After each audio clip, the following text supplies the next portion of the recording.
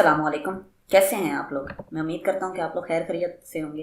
दोस्तों, आज मैं आप लोगों के लिए PHY 301 का इंट्रोडक्टिव लेक्चर लेकर आया हूं। ये इंट्रोडक्टिव लेक्चर बेसिकली इस चीज़ के ऊपर है कि आप लोगों के मुख्तलिफ तरह के क्वेश्चंस आ रहे थे कि हम लोगों को चूजिंग के अंदर प्रॉब्लम हो रही है, हम लोग PHY 301 को चूज़ करें या PHY 101 को चूज़ करें। आज मैं आप लोगों को इन दोनों के दरमियान में फ़र्क बताऊंगा और फिर उसके बाद बताऊंगा कि कैसे आप लोगों ने किस सब्जेक्ट को चूज़ करना है और किस बेसिस की बुनियाद पे आप लोगों ने कौन सा सब्जेक्ट चूज़ करना है। ओके, तो स्टार्ट लेते हैं हम लोग अपने लेक्चर से। Which one is the best, PHY 301 और PHY 101? तो मेरे नज़दीक PHY 301। आप लोग PHY 301 को इसलिए चूज़ करेंगे क्योंकि PHY 101 के अंदर आप लोगों को हर जो है टॉपिक अलग-अलग दिया गया है, ठीक है। जबकि PHY 301 के अंदर आप लोग सिर्फ 3 चीज़ों के बारे में पढ़ेंगे, वो मैं आगे आप लोगों को चलकर बताऊंगा। तो मैं तो आप लोगों को यही बताऊंगा कि PHY 301 को आप लोग ज़्यादा मतलब ये है कि चूज़ करें, क्योंकि इससे आप लोग 4 GPA भी ले सकते हैं। नेक्स्ट ये है कि डिफरेंस क्या है दोनों में PHY 101 और 301 के अंदर। तो PHY 101 के अंदर आप लोग हर चीज़ के बारे में पढ़ते हैं, जैसे measurement, vectors, motion, force, fraction, इस तरह के टॉपिक्स जो आप लोग मैट्रिक और FSC के अंदर पढ़कर आए होते हैं। अगर आप लोगों ने मैट्रिक के अंदर या FSC के अंदर अच्छे मार्क्स लिए हैं सारे टॉपिक्स के अंदर, तो फिर आप लोग इसको चूज़ कर लें। अगर आप थोड़ा सा भी लैग कर रहे हैं, अगर आप कहते हैं कि हाँ यार मेरी अच्छी थी, लेकिन अगर मैं थोड़ी और प्रिपरेशन करता तो शायद और ज़्यादा अच्छी हो जाती, तो फिर मैं आप लोगों को ये कहूँगा कि फिर चांस ना लें। आप लोग इस तरह करें कि PHY 301 को लें, क्योंकि PHY 301 के अंदर आप लोगों को बेसिकली 3 चीज़ें पढ़ाई जाएंगी: करंट, वोल्टेज और रेजिस्टेंस। अगर इन 3 चीज़ों का आप लोगों को अच्छे से पता चल जाए, कंसेप्ट आपका क्लियर हो जाए करंट, वोल्टेज और रेजिस्टेंस के बारे में, तो PHY 301 का आप लोगों को 4 GPA पक्का आएगा। इसके अलावा ये है कि इसके जो पास्ट पेपर्स हैं वो भी अच्छे तरीके से दस्तयाब है और तमाम के तमाम वकार के पास्ट पेपर से ही पेपर आता है। तो मेरे साथ के जो दोस्त थे जिन लोगों ने PHY 101 रखा हुआ था, तो वो लोगों के उन लोगों का 3.50 3.60 इस तरह का जो अच्छे जो स्टूडेंट्स हैं उनका आया है। जबकि हमारे साथ के जो दूसरे स्टूडेंट्स थे उन लोगों का 4 GPA तक आया है, जो कि थोड़ा सा भी लैग कर रहे थे। उन लोगों का बड़े अच्छे तरीके से आ गया है, क्योंकि उन लोगों ने इन तीनों कंसेप्ट को बड़े अच्छे तरीके से रीड किया है। तो अगर आप लोग 4 GPA तक लेना चाहते हैं तो 4 GPA आप लोगों को यहीं से ही मिलेगा, PHY 301 से। तो मैं अगर आप लोगों को सजेशन दूँ, तो मेरी सजेशन अगर आप लोग मानेंगे तो फिर मैं आप लोगों को यही कहूँगा कि PHY 301 आप लोगों के लिए बेस्ट है। अच्छा, अब हम लोग इस कोर्स के अंदर बेसिकली पढ़ेंगे क्या? तमाम के तमाम लेक्चर्स को हम लोग एक मरतबा रीड करेंगे। इसके अलावा ये है कि हम लोग मिड टर्म के पेपर्स को सॉल्व करेंगे, क्विज़ेस को सॉल्व करेंगे, असाइनमेंट्स को सॉल्व करेंगे और तमाम के तमाम जो फाइनल टर्म के जितने भी पेपर्स होंगे उनको हम लोग सॉल्व करेंगे। तो स्टार्ट लेते हैं एक एग्जांपल के साथ, ठीक है। 3 एग्जांपल्स हैं हमारे पास: what is the current, what is voltage and what is resistance. तो हमारे पास ये है कि पहले हम लोग ये जान लेते हैं कि हमारे पास करंट क्या चीज़ है, वोल्टेज क्या चीज़ है और रेजिस्टेंस क्या चीज़ है। ये अगर हम ये 3 चीज़ें हमें पता चल गई, यूँ समझें कि हम लोगों ने ये है कि PHY 301 हमें सारी की सारी समझ आ गई। तो इसको हम लोग एक एग्जांपल की मदद से समझने की कोशिश करते हैं। अच्छा, आप लोगों ने बचपन के अंदर भी देखा होगा कि आप लोग मकनातीस लेते होंगे। तो मकनातीस के अगर हम लोग दोनों नॉर्थ पोल को जब हम आपस में मिलाते हैं, दोनों साउथ पोल को मिलाते हैं, तो हम देखते हैं कि मकनातीस एक दूसरे को रिपेल करती हैं। तो ये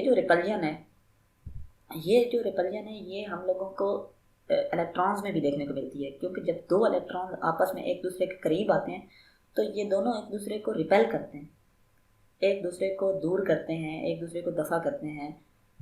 ये जो रिपल्शन, इसकी एक और मिसाल इस तरह से ले सकते हैं कि assume that electrons are always angry. हमने ये अज्यूम करना है कि इलेक्ट्रॉन्स जो हैं वो हर वक्त एंग्री, मतलब गुस्से में रहते हैं। And they do not like each other, और दोनों एक दूसरे को पसंद नहीं करते। They always repel each other, ये जो है ये हमेशा एक दूसरे को रिपेल करते हैं। This repelling force is called voltage. ये जो रिपेलिंग फोर्स है ये हमारी वोल्टेज कहलाती है। मेरे ख्याल में वोल्टेज का आप लोगों को कंसेप्ट अब क्लियर हो चुका होगा, लेकिन आगे भी चलकर मैं आपके कंसेप्ट को क्लियर करता रहूँगा इसी तरह लेक्चर्स के दरमियान में। तो वोल्टेज से ही करंट और फिर करंट से रेजिस्टेंस अब नेक्स्ट हम लोग चलते हैं करंट की जानिब। Now put all these electrons into the box. ये जितने भी इलेक्ट्रॉन्स हैं इनको उठाया और एक बॉक्स में डाल दिया। उस बॉक्स का नाम हम लोगों ने रख दिया battery. As more electrons higher the voltage. जितने ज़्यादा इलेक्ट्रॉन्स होंगे, जितनी रिपल्जन फोर्स ज़्यादा होगी उन इलेक्ट्रॉन्स के दरमियान में, उतनी ज़्यादा वोल्टेज होगी। In a battery electrons are repelling each other. Battery के अंदर जो इलेक्ट्रॉन्स हैं वो एक दूसरे को रिपेल कर रहे हैं। And the pressure is more. जितने ज़्यादा इलेक्ट्रॉन्स होंगे उतने ज़्यादा प्रेशर हमारा बढ़ेगा। जितना ज़्यादा एक दूसरे को रिपेल करेंगे उतना ज़्यादा प्रेशर बढ़ेगा। Whenever these electrons get a path to move outside they flow out. जब ये इलेक्ट्रॉन्स बाहर की जानिब निकलना शुरू करते हैं तो एक फ्लो बन, मतलब जब इनको रास्ता मिल जाता है निकलने का तो ये फ्लो करते हैं। And this flow of electron is called current. Current की बेसिक तारीफ ही यही है कि flow of electron is called current, flow of charges is called current, flow of electron is called current. So इसका यही मतलब है कि ये जो इलेक्ट्रॉन्स जो प्रेशर की मदद से जो बाहर निकले हैं, जब ये एक दूसरे को रिपेल कर रहे थे तो जगह इनको मिली निकलने के लिए। वो जो पाथ है जिस पाथ से ये निकल रहे हैं वो हमारा जिस फ्लो से मतलब वो निकल रहे हैं वो जो हमारा फ्लो है वो हमारा इलेक्ट्रिक करंट कहलाता है। मेरे ख्याल से अब आपको थोड़ा सा पिक्चर जो है वो क्लियर हो रही होगी कि वोल्टेज बेसिकली क्या है। ये रिपल्जन फोर्स है कि वो रिपल्जन फोर्स जो जिससे दो इलेक्ट्रॉन्स एक दूसरे को एक अपने पास से हटा रहे हैं, वो रिपल्जन फोर्स हमारी वोल्टेज कहलाती है। और फिर उसी रिपल्जन फोर्स की मदद से इलेक्ट्रॉन्स जो फ्लो कर रहा है वो flowing of electron is called current. Next है higher the pressure more the electrons to flow. जितना ज़्यादा प्रेशर होगा उतने तेज़ी के साथ इलेक्ट्रॉन्स जो हैं वो फ्लो करेंगे, which means more voltage push more current. जितना ज़्यादा प्रेशर बढ़ेगा, जितने ज़्यादा इलेक्ट्रॉन्स फ्लो करेंगे उतना हमारा करंट ज़्यादा होगा। If there is an opposition to flow of current. अगर कोई किस किस्म की भी रास्ते के अंदर कोई अपोजिशन आ जाती है करंट के रास्ते में, वो हमारी रेजिस्टेंस कहलाती है। जिस तरह ये दो पिक्चर्स आ रही हैं कि वोल्टेज जो है वो एक धक्का है, ठीक है, जो कि इलेक्ट्रॉन्स को धक्का लगा रहा है कि वो आगे बढ़े। इलेक्ट्रॉन्स मूव कर रहे हैं एक टनल के अंदर से।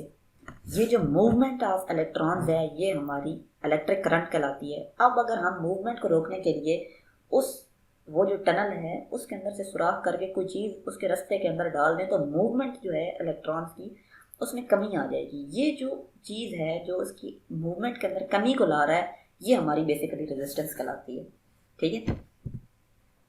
सो it means that higher the resistance will lower the electrons to flow. जितनी ज़्यादा रेजिस्टेंस होगी उतने कम हमारे इलेक्ट्रॉन्स फ्लो करेंगे। It means lower the current. Basically यही है कि जितने आपके कम इलेक्ट्रॉन्स फ्लो करेंगे तो आपका जो करंट होगा वो भी कम होगा। तो आगे हम लोग लेक्चर 1 से शुरू करेंगे जो हमारा लेक्चर है। बेसिकली ये आपको लोगों को कंसेप्ट देना था इन 3 चीज़ों का और ये बताना था कि आप लोग किस सब्जेक्ट को चूज़ करें। अब आप लोगों पर डिपेंड करता है कि आप लोग अगर PHY 101 को चूज़ करते हैं, आपके मोशन ऑप्टिक्स इनके रिलेटेड अगर आपके जो हैं कंसेप्ट वो क्लियर हैं तो फिर मैं आप लोगों को ये कहूँगा कि आप लोग ये रेजिस्टेंस ये इस तरफ ना आएँ। लेकिन अगर आपके अच्छे कंसेप्ट हैं बाकी मतलब अगर इतने अच्छे सब्जेक्ट कंसेप्ट नहीं है तो फिर आप PHY 301 को ही चूज़ करें। और इसके अलावा ये है कि मैं आप लोगों को गो थ्रू करवाऊँगा, मैक्सिमम कोशिश करूँगा कि मैक्सिमम जो चीज़ें हैं वो मैं आप लोगों को इसी तरह से समझाने की कोशिश करूँ, तमाम की तमाम एग्जांपल्स के साथ मैं आप लोगों को ये कोर्स जो है वो क्लियर करवाऊँ। इसके अलावा अगर आप लोगों को कोई भी चीज़ समझ नहीं आती है तो मेरी मेलिंग एड्रेस आप लोगों को अपनी स्क्रीन पर नज़र आ रहा होगा। इस मेलिंग एड्रेस पर मुझे मेल कर दें। या इसके अलावा ये है कि मैं बच्चों को पढ़ाता भी हूँ। PHY 301 जो है वो मेरा एक फ़ेवरेट सब्जेक्ट रहा है। तो अगर आप लोग मुझसे क्लासेस लेना चाहते हैं तो फिर भी आप मुझे इसी मेलिंग एड्रेस के ऊपर मेल कर सकते हैं। Thank you very much.